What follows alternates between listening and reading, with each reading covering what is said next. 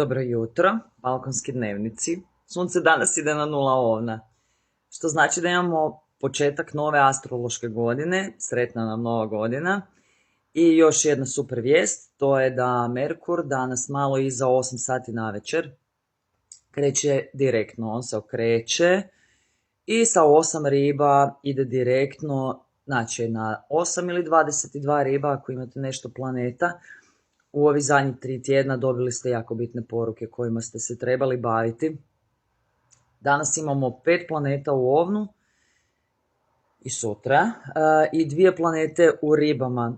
Sve emocije koje smo skupili, da li je to tuga, veselje, iščekivanje, otpuštanje, ljutnja, zamjeranje, šta god, nema veze šta ste skupili, skupili ste.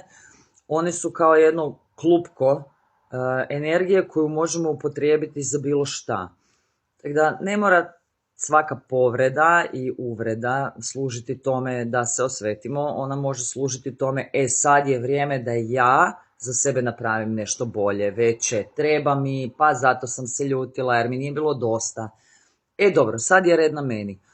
I sve te planete iz ovna će nam i dati dovoljno energije da to možemo napraviti.